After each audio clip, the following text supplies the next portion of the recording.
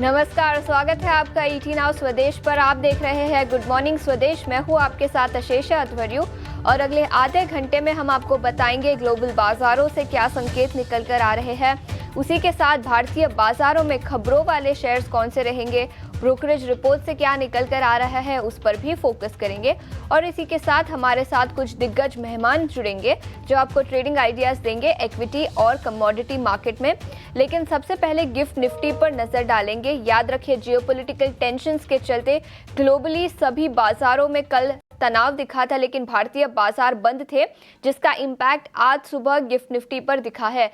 करीब 240 अंकों की गिरावट के साथ 25,730 के आसपास तो भारी गिरावट भारतीय बाजारों के लिए आज सुबह ट्रेडिंग सेशन में दिखाई दे सकती है। इसके अलावा एशियाई बाजारों की बात करें तो चाइना के बाजार तो 7 अक्टूबर तक बंद रहेंगे गोल्डन हॉलीडेज के चलते। निके जापानीज मार्केट की बात करें तो याद रखिए, सोमवार के ट्रेडिंग सेशन में भारी 7% की गिरावट दिखी थी। नए प्राइम मिनिस्टर नियुक्त हुए और उसके बाद इंटरेस्ट रेट को लेकर कुछ कमेंट्री निकल कर आई, जिसके चलते 7% की गिरावट मंडे को दिखी थी। लेकिन आज थोड़ा सा रिबाउंड दिखा है जापानीज मार्केट में, जिसके चलते करीब 2 से 2.5% की तेजी वहां पर दिखी है। साउथ कोरिया के बाजार भी आज बंद रहेंगे तो वहां से कोई संकेत नहीं आएंगे। लेकिन भारतीय बाजारों में 240 अंकों की गिरावट तो काफ़ी सिग्निफिकेंट गिरावट आज सुबह भारतीय बाजारों में दिखाई दे सकती है। अमेरिकी बाजारों पर नज़र डाल लेते हैं। यहाँ पर भी मंगलवार के ट्रेडिंग सेशन में भारी गिरावट दिखी थी। कल थोड़ा सा रिबाउंड दिखा। याद रखें, मंगलवार को आधे से 1% की गिरावट थी। कल थोड़ी सी तेजी दिखी, 0.1% की तेजी डाउ जोन्स में दिखी। S&P 500 और नैस्डैक में भी 0.1 से 0.2% की तेजी कल के ट्रेडिंग सेशन में दिखी। कुछ सेक्टोरल मूवर्स की बात करें तो ऑयल एंड गैस शेयरों में तेजी दिखी। याद रखें, ब्रेंट क्रूड के दाम बढ़े हैं जियोपॉलिटिकल टेंशंस के चलते, जिसके चलते ऑयल एंड गैस शेयरों में, टेक्नोलॉजी और टेलीकॉम शेयरों में अमेरिकी बाजारों में कल तेजी दिखी। इसके अलावा कुछ इंडिविजुअल स्टॉक्स की बात करते हैं तो शू मेकर नाइकी ने अपनी कमेंट्री दी। पूरे साल के लिए उन्होंने अपनी गाइडेंस घटाई है, जिसके चलते इस स्टॉक में करीब 6% की गिरावट कल के अमेरिकी बाजारों में दिखी। इसके अलावा कुछ ग्लोबल कार कंपनियों की भी कमेंट्री निकल कर आई है जो काफ़ी इंपॉर्टेंट है। हमारे बाजारों में भी ऑटो कंपनियों पर इसके चलते फोकस रहेगा। BMW और Volkswagen ने कुछ समय पहले अपनी गाइडेंस घटाई थी और अब टोयोटा से भी कुछ कमेंट्री निकल कर आई है, जहां उन्होंने कहा कि इलेक्ट्रिक व्हीकल्स का प्रोडक्शन घटाया जा सकता है। डिमांड काफ़ी कमज़ोर है, जिसके चलते ईवी प्रोडक्शन घटाया जा सकता है। बर्नस्टीन की एक रिपोर्ट आई है, उनका मानना है कि टेस्ला के सेल्स में भी थोड़ी सी कमज़ोरी दिख सकती है। तो काफ़ी कुछ मैनेजमेंट की कमेंट्री ऑटो कंपनियों को लेकर आई है, जिसके चलते भारतीय बाजारों में भी कई सारी ऑटो कंपनियां आज फोकस में रहेगी। इसके अलावा अमेरिकी बाजारों से जॉबलेस क्लेम्स का डेटा आज शाम को आएगा। मंथली पेरोल्स का डेटा शुक्रवार को रात को आएगा। तो कई सारे ग्लोबल मैक्रो फैक्टर्स हैं जिस पर सबकी नज़र रहेगी। यूरोपियन बाजारों की भी बात कर लेते हैं तो फुट्सी में 0.2% की तेज़ी कल दिखी। इसी के साथ डैक्स में थोड़ी सी कमज़ोरी, 0.25% की कमज़ोरी, और कैक में भी थोड़ी सी कमज़ोरी। तो यूरोपियन बाजारों से भी संकेत काफ़ी कमज़ोर है। इसके अलावा कमोडिटीज़ की बात कर लेते हैं। यहाँ पर काफ़ी एक्शन पिछले 2 दिनों में दिखा है। सबसे पहले ब्रेंट क्रूड की बात करेंगे। याद रखें, मंगलवार को दोपहर को 3-3:30 बजे $70 पर बैरल के नीचे ब्रेंट क्रूड चला गया था, लेकिन जियोपॉलिटिकल टेंशंस के चलते फिर एक बार एक तेज़ी दिखी। करीब 3% की तेज़ी पिछले 2 दिनों में दिखी है और अब ब्रेंट क्रूड $74.65 पर बैरल के आसपास पहुंच चुका है। इसके अलावा गोल्ड की बात करें तो यहाँ पर भी चमक है। स्पॉट गोल्ड $2,650 पर आउंस के आसपास, और भारतीय बाजारों की बात करें तो यहाँ पर भी सोने में काफ़ी चमक है। करीब 78,300 रुपीज़ पर 10 ग्राम से रिकॉर्ड ऊंचाई पर सोना भारतीय बाजारों में भी दिखा है। तो कमोडिटीज़ और इंडस्ट्रियल मेटल्स की बात करें तो वहाँ पर भी चमक रही है। एल्यूमिनियम, जिंक, कॉपर, लेड, सभी इंडस्ट्रियल मेटल्स में पिछले 2 दिनों में करीब 2 से 4% की तेज़ी दिखी है जियोपॉलिटिकल टेंशंस के चलते। इसके अलावा एफआईआईज और डीआईआईज का एक्शन कैसा रहा उस पर भी नजर डालेंगे। एफआईआईज ने कल के ट्रेडिंग सेशन में करीब 5,600 करोड़ की बिकवाली की, डीआईआईज ने 4,600 करोड़ की खरीदारी की। और याद रखें, तीसरे दिन लगातार फॉरेन इंस्टीट्यूशनल इन्वेस्टर्स ने ट्यूसडे के ट्रेडिंग सेशन में बिकवाली की है। इसी के साथ इंडेक्स फ्यूचर्स और इंडेक्स ऑप्शंस पर नजर डालें तो इंडेक्स फ्यूचर्स में 1,500 करोड़ की बिकवाली, इंडेक्स ऑप्शंस में 16,150 करोड़ की बिकवाली दिखी।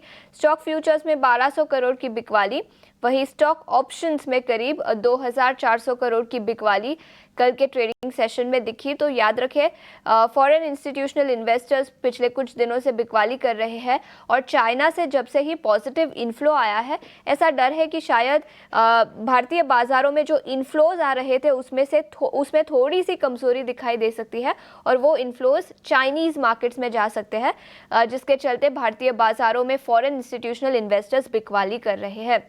लेकिन आगे बढ़ते हैं, आज भारतीय बाजारों की चाल कैसी रह सकती है ये बताने के लिए अब हमारे साथ डिम्पी जुड़ चुके हैं। Dimpy, good morning. बताएं आज भारतीय बाजारों की चाल कैसी रह सकती है और इंडेक्स लेवल्स पर भारी कमजोरी दिख सकती है, ऐसा गिफ्ट निफ्टी के संकेत है। देखिए, गिफ्ट निफ्टी समय आशीषा जो रिप्रेजेंट कर रहा है वो दो इम्पैक्ट को कर रहा है। एक तो पहला जो F&O के अंदर जो चेंजेस किए गए हैं, आपको मालूम है कि 90% ऑफ द वॉल्यूम F&O से आता है। अगर वहाँ की पॉलिसी में कोई भी चेंजेस होगा तो उसका इम्पैक्ट ऑफ कोर्स आएगा ही आएगा।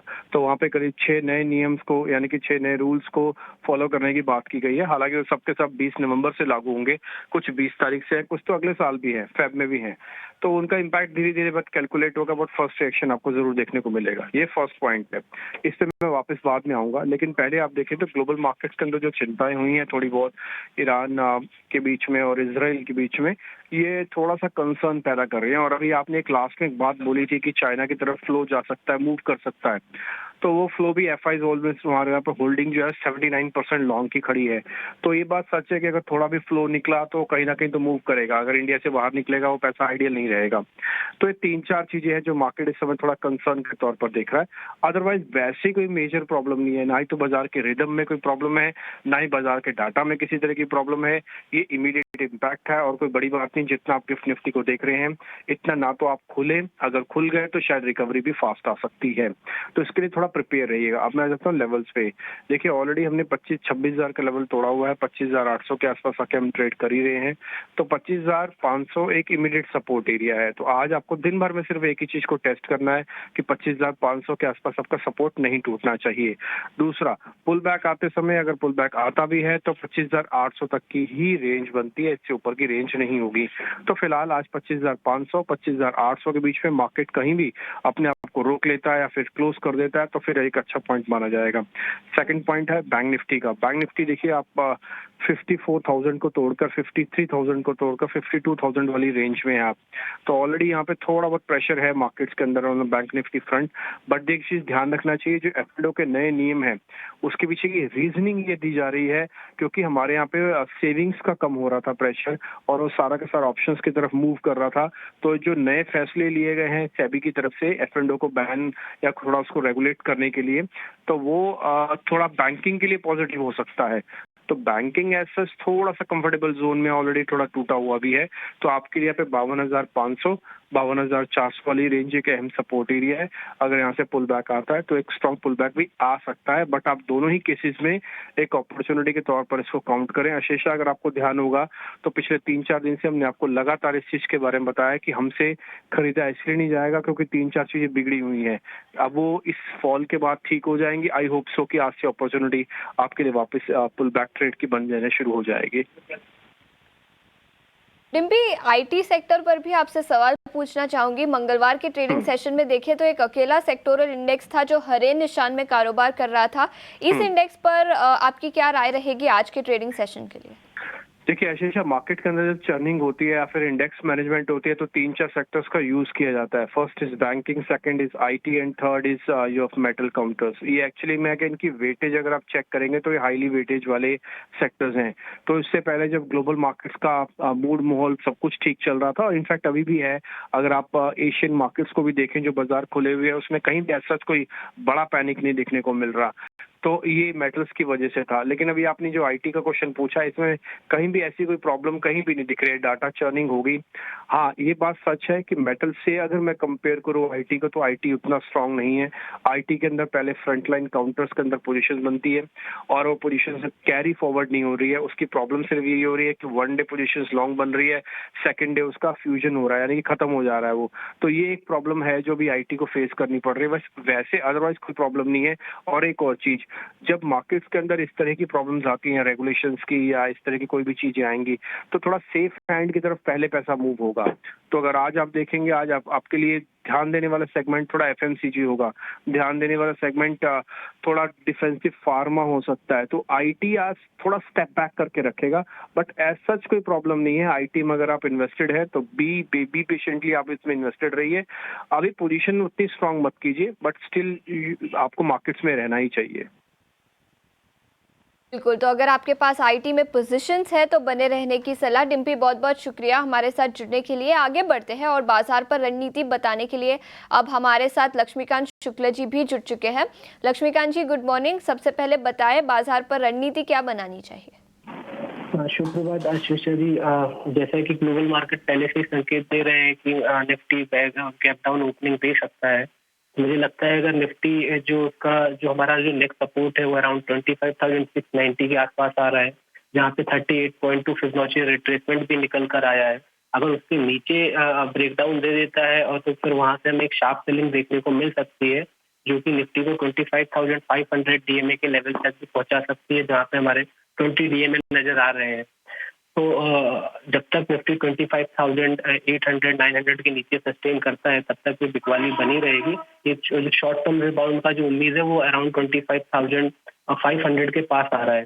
बैंक निफ्टी भी गैप डाउन ओपनिंग दे सकती है। अगर 52,500 लेवल के लेवल टूटते हैं तो further selling pressure bank Nifty में भी देखने को मिल सकता है। उसी के मद्देनजर रखते हुए ये सब बातों को मैंने डिफेंसिव सेक्टर में एक स्टॉक चुना है जिसका नाम ग्रैन्यूल है। तो पिछले कई दिनों से ये स्टॉक 100 डीएमए के ऊपर सस्टेन कर रहा था और फ्राइडे को ट्यूसडे को हमें एक शॉर्ट टर्म ब्रेकआउट भी देखने को मिला था यहाँ पर। तो बाय ऑन डिप की स्ट्रेटेजी के साथ 565 से लेकर 570 के लेवल्स पर इसको बाय करने की सलाह रहेगी। इसमें जो हमारा स्टॉप लॉस रहेगा वो रहेगा 540 का, और जो हमारे अपसाइड के टारगेट आ रहे हैं वो आ रहे हैं 630। बिल्कुल, तो ग्रैन्यूल्स पर खरीदारी की राय 630 तक के लेवल्स दिखाई दे रहे हैं। बहुत बहुत शुक्रिया लक्ष्मीकांत जी हमारे साथ जुड़ने के लिए। लेकिन आगे बढ़ते हैं, खबरों के दम पर कौन से स्टॉक्स फोकस में रहेंगे ये बताने के लिए अब हमारे साथ स्टूडियो में शरद जुड़ चुके हैं। Sharad, good morning. बताएं कौन से स्टॉक्स पर नजर रखें? Good morning Ashisha. अब जो है एनालिस्ट लोग के लिए एक बहुत बिजी सीजन आ चुका है। अब Q2 अपडेट शुरू हो चुके हैं और ऑफ कोर्स एफएमसीजी वाले आंकड़े ज़्यादा इंपॉर्टेंट है हमारे लिए भी बिजी सीजन जी बिल्कुल। अब 1.5 महीना तो पूरा फोकस रहेगा और हमारे लिए कोई मार्केट्स बंद होता नहीं है। 3:30 बजे के बाद भी हमको अर्निंग्स और आपके बहुत सारे कॉन कॉल्स ट्रैक करेंगे। लेकिन डाबर के बारे में बात करेंगे। सेकेंड क्वार्टर के जो अपडेट्स आए हैं यहाँ पे जो है आप देख सकते हैं कमज़ोर देखने मिले हैं अपने अनुमान से, एक्सपेक्टेशन से। और याद रखिए ओवरऑल जो है यहाँ पे डिमांड में इंप्रूवमेंट ज़रूर आई है, लेकिन जो हैवी रेंस हुई है उसके कारण जो है आउट ऑफ होम कंजम्पशन पे इम्पैक्ट पड़ा है, खासकर की बेवरेजेस सेगमेंट पे। यहाँ पे जो ओवरऑल आंकड़ों की बात करें तो यहाँ पे मिड सिंगल डिजिट का डिक्लाइन रेवेन्यू का एक्सपेक्टेशन है इंडिया के बिजनेस में, और ऑपरेटिंग मार्जिन्स में भी गिरावट देखने मिल सकता है क्योंकि थोड़ी सी ज़्यादा एड स्पेंड्स आई हैं। मैरिको के largely inline set of numbers थे, जो अनुमान था उसी के हिसाब से आया है। वो एक्सपेक्ट करें डबल डिजिट रेवेन्यू ग्रोथ आएगा। डोमेस्टिक बिजनेस की बात करें तो मिडिल सिंगल डिजिट ग्रोथ रहेगा। पैराशूट के जो कोकोनट ऑयल का सेगमेंट है यहाँ पे लगभग 5% का वॉल्यूम ग्रोथ आया है, लेकिन याद रखें ये 2024 में शुरुआत में ही इन्होंने प्राइस हाइक्स भी ले लिए थे। सफोला ऑयल और वैल्यू एडेड हेयर ऑयल में भी जो है ओवरऑल देखेंगे तो लो सिंगल डिजिट ग्रोथ रहेगा। हालांकि थोड़ी सी कंपटीशन ज़रूर आ गई है value added hair oil segment में। सीएसबी बैंक की बात करें तो largely inline set of numbers देखने मिले हैं इनके ऑपरेशनल नंबर्स में। कासा में भी जो है बढ़त देखने मिला 3% का ईयर ऑन ईयर बेसिस पे। हिंदुस्तान जिंक यहाँ पे जो है largely inline set of numbers आए हैं। ये ऑपरेशनल आंकड़े इन्हें देखने पड़ते हैं। यहाँ पे एनएमडीसी की थोड़े कमज़ोर नतीजे देखने मिले क्योंकि जो आयरन और प्रोडक्शन है वो ईयर ऑन ईयर बेसिस पे 11% गिर गया है। कोल इंडिया की बात करें तो यहाँ पे जो है लार्जली इनलाइन नंबर्स आए हैं। अशोका बिल्डकॉन की बात करूं तो लगभग इनको 1700 करोड़ का ऑर्डर आया 3 प्रोजेक्ट से। आईटीसी में उनकी जो आर्म है आईटीसी इन्फोटेक, यहाँ पे जो है आप कह सकते हैं लगभग 100% स्टेक अपने होली ओन सब्सिडरी में लिए लगभग 490 करोड़ रुपए में। और दो इंपॉर्टेंट न्यूज़ फ्लोज आ रहे हैं आपके फार्मा स्पेस से। सबसे पहले बात करें तो डॉक्टर रेड्डीज़ ने वॉलंटरी लाइसेंसिंग एग्रीमेंट साइन करा दिया जाइलिड साइंस से, जहाँ पे वो मैन्युफैक्चर करने वाले हैं HIV ट्रीटमेंट ड्रग। और आखिर में जाइडस लाइफ साइंस भी आपके नज़र में होना चाहिए, जहाँ पे इनको US FDA की अप्रूवल आई है एनुजेमाटाइड टैबलेट्स को लेके। तो ये अहम स्टॉक्स है जहाँ पे आज एक्शन देखने मिल सकता है। बिल्कुल, तो कई सारी फार्मा कंपनियां फोकस में रहेगी। इसके अलावा ऑपरेशनल अपडेट्स FMCG सेक्टर से भी आए हैं, मेटल्स और बैंकिंग सेक्टर से भी आए हैं, तो कई सारे स्टॉक्स आज फोकस में रहेंगे। शरद, बहुत बहुत शुक्रिया पूरी डिटेल्स लेकर हमारे साथ जुड़ने के लिए है। और FNO ट्रेडिंग को लेकर सेबी ने कई सारे बदलाव किए हैं। हफ्ते में एक एक्सचेंज पर सिर्फ एक एक्सपायरी होगी लागू। पूरी डिटेल्स के साथ अब हमारे साथ मेरे सहयोगी अंकुर मिश्रा जुड़ चुके हैं। अंकुर, गुड मॉर्निंग। बताएं कौन से चेंजेस है और भारतीय बाजारों पर इसका क्या असर होगा? जी हाँ, सेबी FNO के नए नियम का सर्कुलर लेकर आया है और ये जो सर्कुलर आया है यहाँ पर जो 5 रिकमेंडेशन कमेटी ने किए थे उनको पूरा स्थान मिला है। ये जो रिकमेंडेशन थे वो थे अपफ्रंट मार्जिन का कलेक्शन होना चाहिए, साथ ही साथ कैलेंडर स्प्रेड का बेनिफिट है उसको हटाना चाहिए और इसके अलावा इंटरडे पोजीशनिंग की जो लिमिट है उसकी मॉनिटरिंग बहुत सख्ती से होनी चाहिए और सबसे जरूरी जो कॉन्ट्रैक्ट साइज है उसमें बढ़ोतरी होनी चाहिए। यानी कि अगर कोई 5 लाख तक पहले जो ट्रेड कर पाता था, एक कॉन्ट्रैक्ट का साइज वो होता था, अब वो बढ़कर 15 से 20 लाख हो जाएगा। और ये होगा कब से? ये होगा 20 नवंबर से। इनफैक्ट सिर्फ इस अनाउंसमेंट के लिए नहीं, सेबी ने सारे ही अनाउंसमेंट्स के लिए एक ग्लाइड पाथ दिया है। नवंबर 2024 से लेके फरवरी 2025 तक ये एक एक करके इंप्लीमेंट होते जाएंगे। अब एक और बड़ा अनाउंसमेंट आया है, वो रैशनलाइजेशन ऑफ वीकली एक्सपायरी, यानी कि दोनों एक्सचेंजेस के जो कॉन्ट्रैक्ट्स चल रहे थे, चाहे वो निफ्टी के हों चाहे वो बैंक निफ्टी के हों, वो 1 पर एक्सचेंज यानी कि एक एक्सचेंज एक कॉन्ट्रैक्ट रखा जाएगा। तो दोनों ही एक्सचेंजेस को मिलकर डिसाइड करना पड़ेगा कि कौन सा कॉन्ट्रैक्ट रहेगा। तो यहां पर हम कुछ बैठकों को होते हुए आगे आने वाले दिनों में देख सकते हैं। बट सबसे जरूरी बात है, सेबी ने अब ये जो फ्रेंजी चल रही है FNO मार्केट में, इसमें पहला कदम उठा लिया। और मैं पहला कदम इसलिए बोल रहा हूं क्योंकि सूत्र हमें बता रहे हैं कि आगे और भी कदम आने वाले हैं। ये सारे बदलाव जो सेबी ने FNO ट्रेडिंग को लेकर किए हैं। अंकुर, बहुत बहुत शुक्रिया पूरी डिटेल्स लेकर हमारे साथ जुड़ने के लिए। आगे बढ़ते हैं और जैसे हमने ब्रेक के पहले बताया था, ब्रोकरेज रिपोर्ट्स पर अब फोकस करेंगे। वरुण अब हमारे साथ जुड़ चुके हैं जो बताएंगे कौन से स्टॉक्स ब्रोकरेज रिपोर्ट्स के दम पर फोकस में रहेंगे। वरुण, गुड मॉर्निंग, बताएं। Good morning Ashisha. तो शुरुआत करूंगा KPIT टेक के साथ, क्योंकि यहाँ पे JP मॉर्गन का अपग्रेड आया है। इसको न्यूट्रल से ओवरवेट का कॉल दे रहे हो। प्राइस टारगेट 1700 से बढ़ा के इन्होंने 2000 का कर दिया। इनका कहना है कि स्टॉक में पिछले 1 महीने 3 महीने में अपने पीएस के मुकाबले एक अंडर परफॉर्मेंस देखने मिला है। अब यहाँ पे आपको अच्छा परफॉर्मेंस देखने मिलेगा और इन्होंने अपग्रेड किया है अपने रेवेन्यूज़ को 1 से 2%, मार्जिन्स 1 से 2% और EPS में करीब करीब 1 से 4% के आसपास का अपग्रेड जो है वो इन्होंने यहाँ पे किया है। गोदरेज प्रॉपर्टीज इन्वेस्टेक की रिपोर्ट है, अपग्रेड किया है। बाय पे प्राइस टारगेट 3460 से बढ़ा के 4200 का दिया है। इनका कहना है कि ओवरऑल इस कंपनी के जो ऑपरेशंस है काफ़ी डाइवर्सिफाइड है और स्ट्रॉन्ग ग्रोथ वहाँ पे देखने मिल रही है। ब्रांड रिकग्निशन अच्छा है, सेल्स जो है काफ़ी सस्टेनेबल है, इसके लिए यहाँ पे प्राइस टारगेट बढ़ाए गए हैं। टाइटन पे मॉर्गन स्टैनली की रिपोर्ट है, इक्वल वेट का कॉल है, 3570 का प्राइस टारगेट है। इनका कहना है कि अगले दिन 15 दिन में 80% प्रोबेबिलिटी है कि शेयर प्राइस जो है वो यहाँ से आपको बढ़ते हुए दिखाई देगी। ज्वेलरी सेगमेंट रेवेन्यू जो है 16% के आसपास बढ़ने का यहाँ पे अनुमान लगाया जा रहा है। याद रखिएगा पिछले बार बेस इफेक्ट जो था श्राद्ध का वो भी इस बार आपको इम्पैक्ट देखने मिलेगा थोड़ा बहुत अक्टूबर में, ये इनका कहना है। और यहाँ पे 3570 का प्राइस टारगेट दिया है।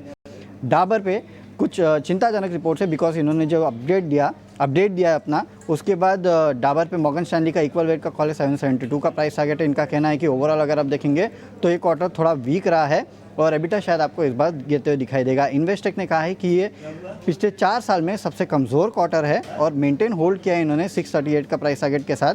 लेकिन कह रहे हैं कि रेवेन्यूज़ 5% डिक्लाइन हो सकते हैं, एबिटा मुनाफे में भी आपको 15 से 17% की गिरावट और इंडिया वॉल्यूम्स में 10% की गिरावट इस बार डाबर में देखने मिल सकती है। और आखिरी में मेरिको पे मॉर्गन स्टैनली की यहाँ पे रिपोर्ट है, जहाँ पे इक्वल वेट का कॉल है, 625 का प्राइस टारगेट। इनका कहना है कि Q2 जो है वहाँ पे ग्रोथ हाई सिंगल डिजिट में रही है, almost in line with estimates है।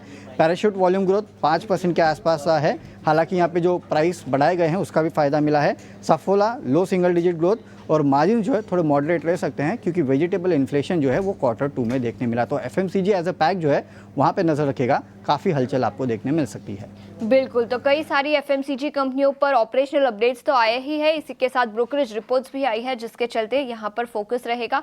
शुक्रिया वरुण, पूरी डिटेल्स लेकर जुड़ने के लिए। आगे बढ़ते हैं और अब कमोडिटी मार्केट पर नजर डालते हैं। कमोडिटी मार्केट पर रणनीति बताने के लिए अब हमारे साथ ट्रेड बुल सिक्योरिटीज के भाविक पटेल जुड़ चुके हैं। Bhavik, good morning. बताए ब्रेंट क्रूड, प्रेशियस मेटल्स और इसी के साथ क्रूड ऑयल, नेचुरल गैस, यहाँ पर क्या रणनीति बनानी चाहिए? Good morning. I think across the board हमें बाई दिखेगा टुडे, क्योंकि हमने देखा कि ट्यूसडे को और मंडे को जो ईरान की तरफ से जो इसराइल पे धमाका हुआ, तो आई थिंक उसकी वजह से जियोपॉलिटिकल कंसर्न्स काफी बड़े हुए हैं और सारे उसके वजह से कमोडिटी के प्राइस एक्शन अगर हम देखें तो पॉजिटिव है। अभी भी जियोपॉलिटिकल कंसर्न्स काफी है, तो मुझे लग रहा है गोल्ड और सिल्वर दोनों में डिस्पाइट ओवरबॉट कंडीशंस तेजी देखने को मिलेगी। तो गोल्ड में अराउंड 75,000 बाय करके चल सकते हैं 75,500 के टारगेट के लिए, और स्टॉप लॉस रहेगा 74,750 का। और चांदी में भी 90,500 के करीब बाय कर सकते हैं 91,600 के टारगेट के लिए, 90,000 का स्टॉप लॉस। और कच्चे तेल में हमने ऑलरेडी $3 का उछाल देखने को मिला। आई थिंक अभी भी जो पॉजिटिव ट्रेंड है वो रहेगा, क्योंकि कंसर्न्स अभी भी बड़े हैं। तो क्रूड में भी 5800 के करीब बाय कर सकते हैं 5940 के टारगेट के लिए, और स्टॉप लॉस रहेगा 5740 का। और कॉपर में भी तेजी करने का ही राय है अराउंड 853 862 के टारगेट के लिए, और स्टॉप लॉस रहेगा 848 का। बोर्ड सभी कमोडिटीज पर खरीदारी की राय है, क्रूड, गोल्ड, सिल्वर और कॉपर, अक्रॉस द बोर्ड खरीदारी की राय। बहुत बहुत शुक्रिया भाविक, पूरी डिटेल्स लेकर हमारे साथ जुड़ने के लिए। लेकिन इतना ही समय था हमारे पास इस शो पर। गिफ्ट निफ्टी की बात करें तो करीब 230 अंकों की गिरावट आज के ट्रेडिंग सेशन में दिखाई दे सकती है। आप कहीं मत जाइए, बने रहिए 18 आवर स्वदेश के साथ। नमस्कार।